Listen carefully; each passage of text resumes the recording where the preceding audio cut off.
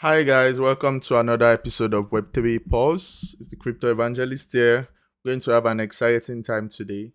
There's a lot of things that has happened in the crypto space in the last 24 hours that we're going to be talking about. We're going to be looking at what's happening in the market. We know that the price in the market has been in its best phase for a long while. And we're going to explore a lot today. We're going to talk about our token spotlights. We're going to explore the different aspects of what's happening in the crypto space and see what's happening to just have a feel. I know that many people have been smiling to the bank recently due to what's like the growing market trend, but we're going to like check out everything that has happened so far. We're going to share our thoughts. You can also like join on YouTube. You can also join on Facebook.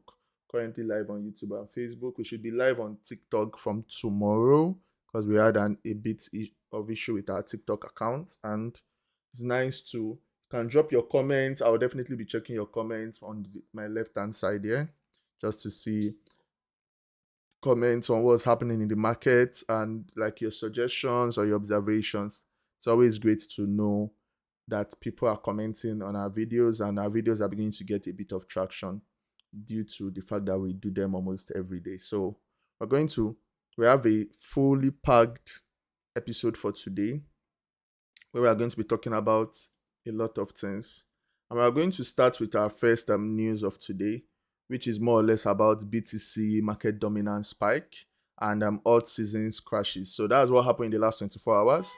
We've seen a trend where the Bitcoin market dominance has resumed its strength again with the price of Bitcoin like surging in the last 24 hours. So let's look at this news from Coinpedia, which talks about it, and you can see that cryptocurrency market is experiencing a shift in a trend in the wake of sharp critical flows and rapid changes in investor sentiment. So Bitcoin is asserting its market supremacy. Its dominance has surged to about 61.25% as altcoin index has dropped.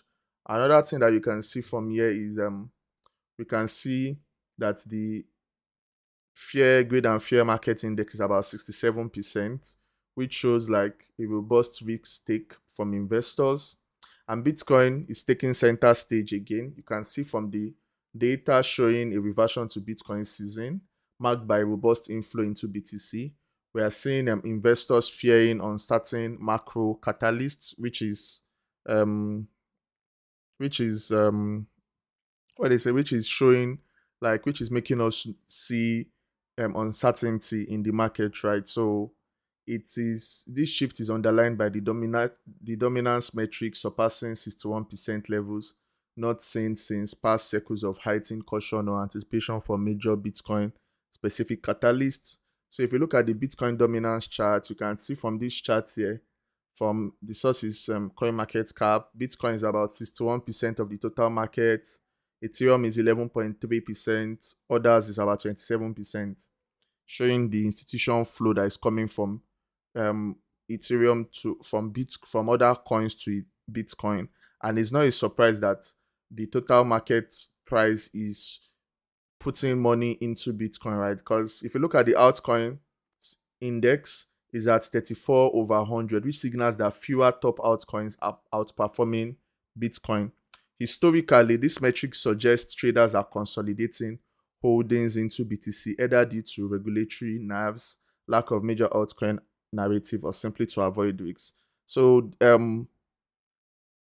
if you look at what this data is giving us, it's telling us that the there is more money flowing from altcoin into Bitcoin. You can look at the chart here. The chart was initially trending upwards, but there's been a major dip in the last few days to show that the markets are beginning to consolidate. We all know that Bitcoin is seen as a reserve for uncertainty, and many people always prefer to put their assets in Bitcoin rather than just putting it in altcoins. So it's quite important that we're able to see the way the market is going, and looking at the analysis can see that the on-chain activity points to increase Bitcoin holding duration, which we call diamond hands, where we see thickening order book and consistent net outflow of BTC from exchanges. So when you see people taking their Bitcoin from exchanges, it's very, very obvious that there's a bit of market consolidation and the market is like bullish.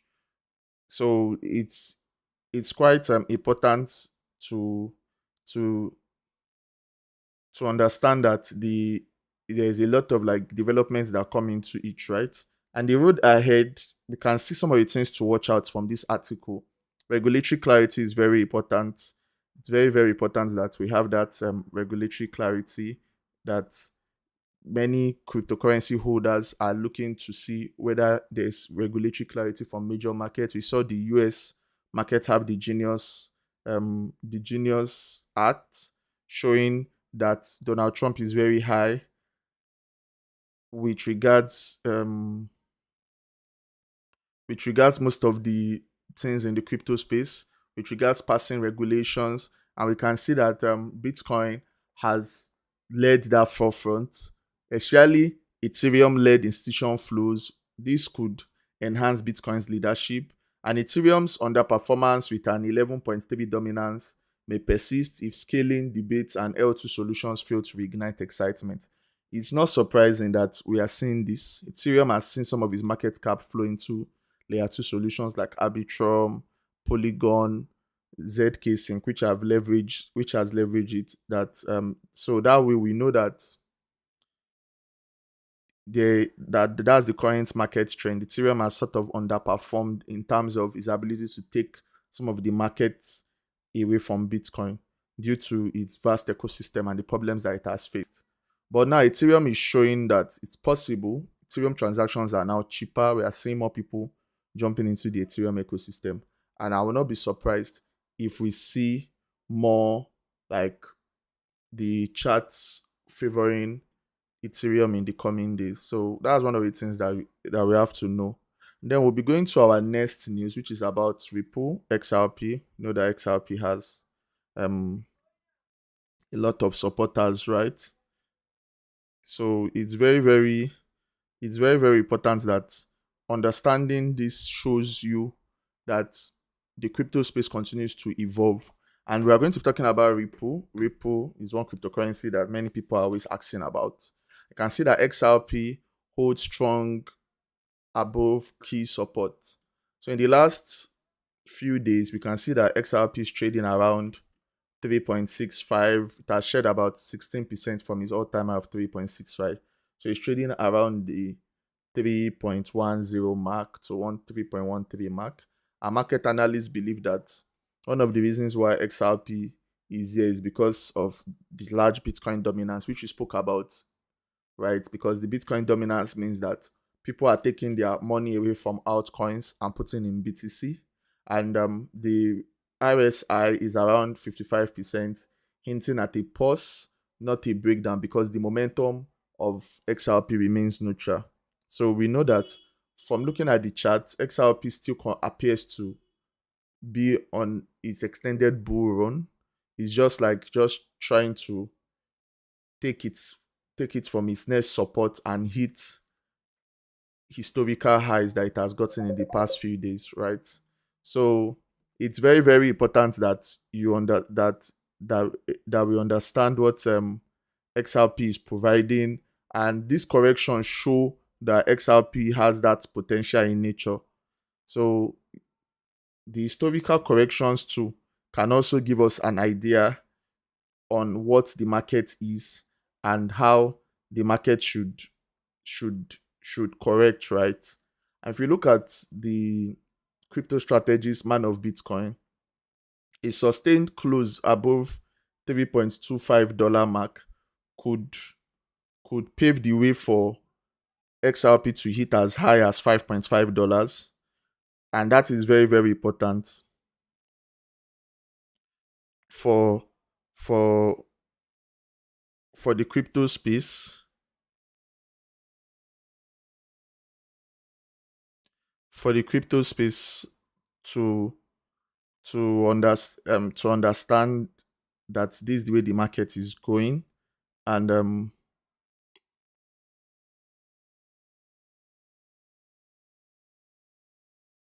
to understand where the market is going. And on-chain data also backs XRP's underlying strength. XRP wallets have surged to 7.24 million amid growing interest in its DeFi capabilities and cross-border use cases. And you can see that the daily active addresses for XRP remain elevated, and whale accumulation continues despite the price drop, indicating confidence among large holders.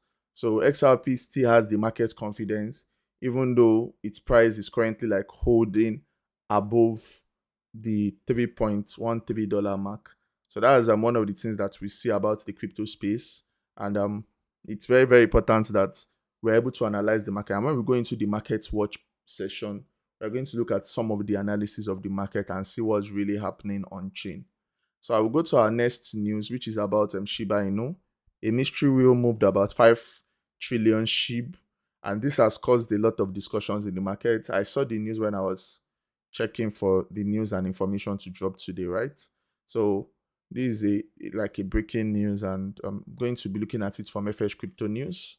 And in FS Crypto News, is talking about that a newly activated crypto wallet has withdrawn an eye-popping 5 trillion Shiba Inu tokens from Coinbase institution, raising eyebrows across the crypto space. The move, flagged by whale alert, occurred June 23 at 7:24 p.m. with the transaction valued at approximately 69.898 million.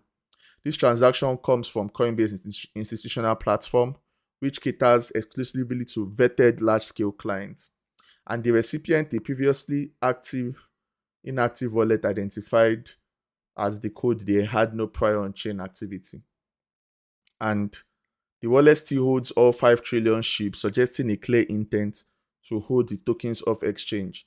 Typically, when we see all these large moves to a private wallet, it tends to signal long-term holding intention, right? And it reduces immediate sell pressure. So normally, if that transaction was sent to an exchange, it would have signaled something else. So it is quite important for us to like understand that, because when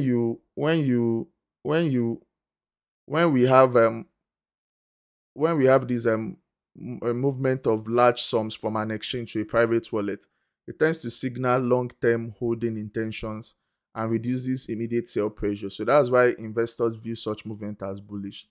However, if the whale were to send these tokens back to an exchange, market sentiment could flip to bearish in an instant. So currently, we can see that Shiba Inu is currently in the bullish region, and we can see that this is not the first time a SHIB whale has made the headlines.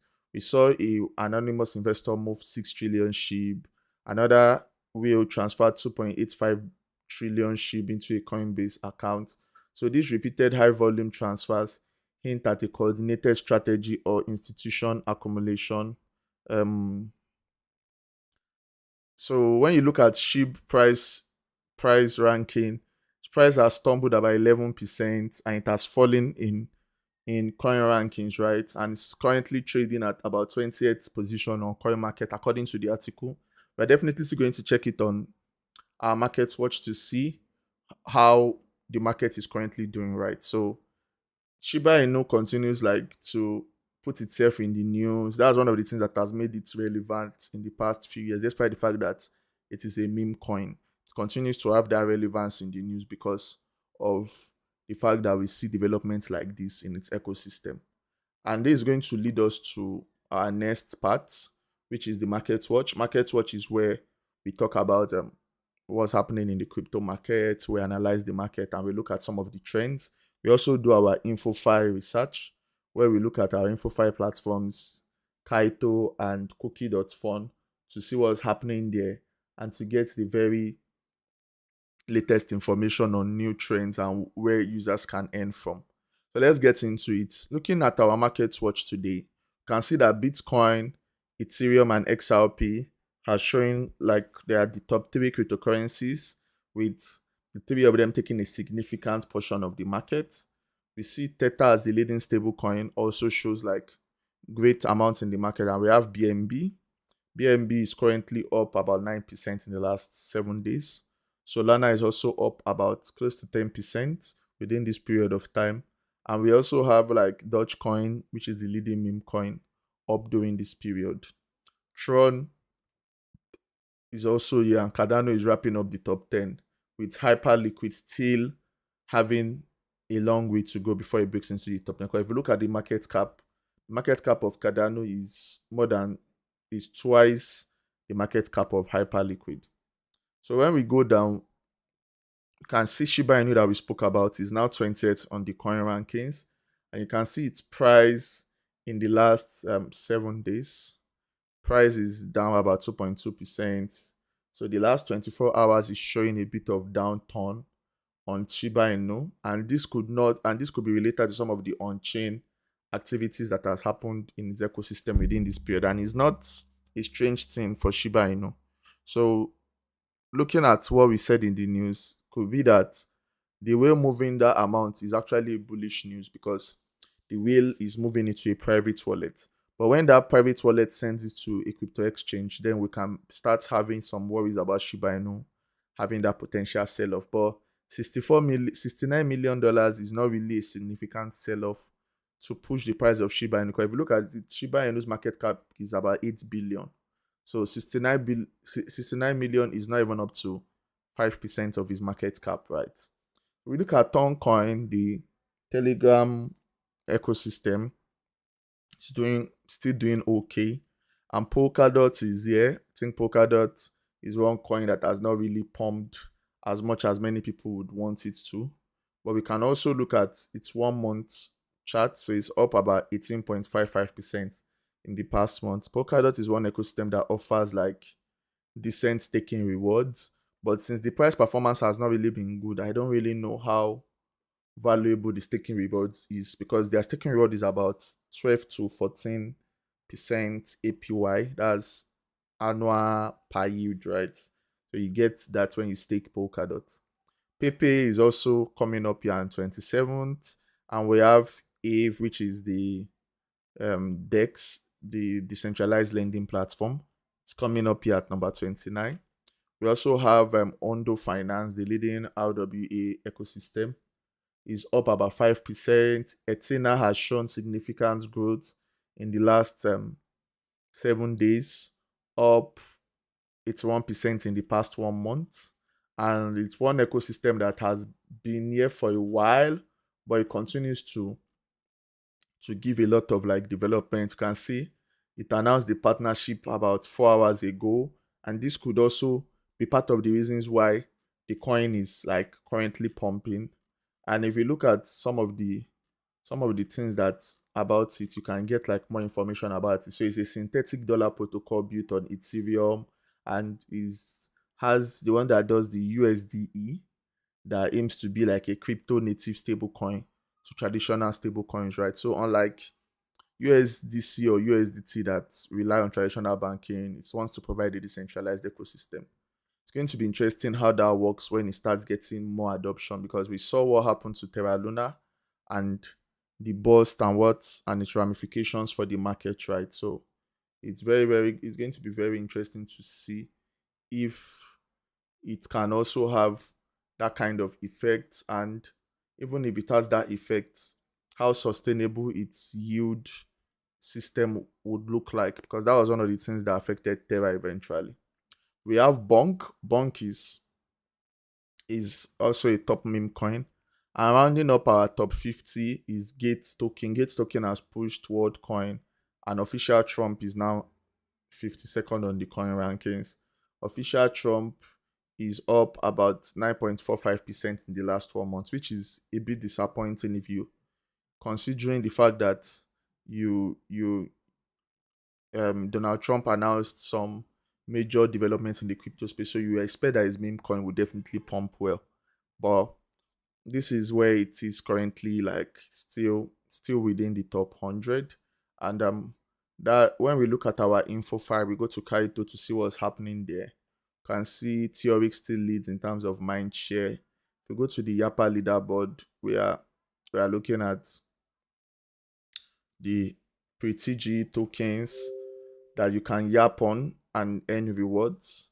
I'm currently also yapping on a few of the tokens. I think I'm yapping on OG, and then we can see some of the development that is happening in the crypto space in the Yappa feeds, just to look at what some people are saying. Like, there's a guy out there borrowing 15 million against 112 crypto punks at 13% RI. So when you look at this information, paid 3 million in interest since 2022 to borrow against them, but in doing so, he has seen his punk profile go from 10 million to 30 million during that time. So this guy is basically just leveraging his NFTs and borrowing against them, just like what the extremely rich people do, right? And this is a very, very interesting story that shows like some of the utility of NFTs. Can actually just look at the story. I think I would love to have this, like, just look at it, because that's a very interesting story. Very, very interesting story about the utility of NFTs. So you can see that this is one of the things that NFTs can give in terms of utility that many people don't really know about, because you get you, when we talk about NFTs, many people just think it's about just pumping and dumping. But this is a very, very interesting. This is a very, very interesting story about it. So, and then we go to the capital launchpad, which is where you can invest into tokens. So far, it's Theoric and Expresso that are here. Theoric is a project that has shown like good potentials, especially on Kaito, and looks like a promising project. While the Kaito N gives you the list of tokens that you can yap on and get like rewards, right? And then we also have the airdrops where you can see your eligibility, and you can also stake Kaito here at 9.04%. That's if you're interested in staking Kaito. Then we go to Cookie.fun. Cookie.fun has its own like unique system. These are projects that you can yap on. I think I'm currently yapping on VOI. I'm also yapping on 10. I think I'm yapping on 10 also. So you can talk about this project and also like get you can see my 10 rank. I'm 353 on 10, and I have gotten 1.11 snaps on 10. On VOI, I think I'm 1.12k on it. So you can just look for the projects that you are interested in and then just snap on it. They call it snap on Cookie, but it's called the app on Kaito, but Yap is the common word. Can look at the good sentiment. This has changed. Let's Bonk is having the highest sentiment. Tron, Donald Trump token, obviously, and bad sentiment. Pump.fun is still having that bad sentiment from its botched public sale. You can see, even though it has high mind share, but the sentiment is down very, very high. So Pump.fun, this is not the best time to talk about it in the market. Theoric is having rising sentiments. We can also see Let's Bonk. USDC, that's obviously a stable coin. Base is also here. And when we also look at voices, which I like to check, voices shows you who is high on what in terms of the top snappers. Wale Mosh is high on Ethereum, Penguin, and BTC. Bearish on Kaito and Pump, which is not surprising. VOH is bullish now on Avax, Coinbase, and ETH, and bearish on Solana and Kaito. So these are some of the things that you see within the ecosystems, right? So like you get all this, and beyond this, we have to also look at what other guys are saying, Base, Solana, and Zora. So these are two ecosystems that we can just use to check what's happening in the market. And most times you would see that the coins with positive sentiment are usually the coins that are pumping, or pre-TG coins that have like large potentials to pump when you look at it. So using Kaito and Cookie.fun is also a good way for you to like analyze your cryptocurrencies. That's all for Market Watch. And then we come into the next episode, which is Token Spotlight. Token Spotlight is a place where we spotlight cryptocurrencies and we look at some of the top cryptocurrencies. We try to analyze them. We try to learn about them and also get to know them better, right? So when we are looking at token spotlight, we are looking at some of the cryptocurrencies that we spotlight, we talk about them, we see their ecosystem, we can also do like a bit of deep dive. So let's get into our token spotlight for today. And our token spotlight for today is Huma Coin or Huma Finance. When you talk of Huma Finance, it's a decentralized protocol focused on building an income-backed DeFi ecosystem. That's one of the things that they are looking to do. And another thing too about Huma is that they are trying to ensure that they bring decentralized credits by making real-world income streams usable as on-chain collateral. So it's majorly the finance ecosystem that they are looking at, trying to see how they can bring decentralized credit. That's one thing that has always been spoken about a lot. Through innovative smart contracts, Huma enables anyone to tokenize, verify, and borrow against future income, creating financial opportunities for a wide variety of people, from underbanked community gig workers, and it also has its native token that it also provides governance, staking, and other incentives. So let's get into it and look at some of the key features of Huma. One of their key features is the income-backed credit lines, where users can tokenize future income or verified incomes and borrow against them, unlocking liquidity that would be trapped in delayed payment. Another thing that they have is modular smart contracts. Their smart contracts are flexible, where users or partners or devs can build custom credit products, design risk profile, or connect their off-chain income data via secure oracles. Another thing that you can also see is their multi-asset like collateral feature, where where a where it's built on the ability to combine crypto assets with real world revenue to increase credit lines and reduce like credit fees. They also have a reputation and trust scoring feature. I think this is one feature that most decentralized credit platforms tend to have, where they have a layer that combines on-chain data, repayment history, and off-chain signals, which can be payroll or invoice verification, to provide a dynamic credit scoring. I think that's one issue that most of them tend to have. You definitely have to solve that issue of a credit or reputation score to ensure that you can provide like decentralized credit. Because what's the assurance that you're not going to give credit to someone that will just go off chain and delete their account, change their wallet, and just like how do you build that amount of trust, right? So that's one of the things that it's very, very important when you think about it, because when you're trying to achieve what they want to achieve, then it's very, very important that you can have that decentralized credit system. It could be a score system, it could be a credit system that works for you. So Huma is trying to do that. Then we look at some of the strengths of its token. And one of the strengths is its unique approach to under collateralized lending, tapping into reward income, and verified cash flow. So one of the things that I see is that it bridges reward income to Web3. Huma protocol allows users to bring proof of income like invoices, payroll, or contract revenues on chain. This expands borrowing access beyond traditional crypto collateral, which is often volatile or inaccessible to most people. You have the credit for the underserved. So one of the things is by enabling income-backed loans, Huma addresses one of DeFi's biggest limitations, which is requiring over-collateralization. This opens the door for freelancers to access flexible credit. Another thing too is it's built for partners, so it collaborates with real-world lenders, payroll providers, and on-chain DeFi platforms. Also, it has flexible risk management.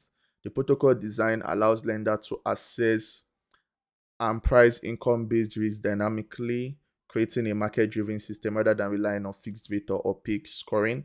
That also flows into the decentralized credit system, where you can get your credit information. And that's one of the things that you see about projects like this with their unique offerings, right? And then if we look at the community sentiments from CoinMarketCap, Homa Finance has like huge community sentiment. It's quite positive, about 82%, which is quite high.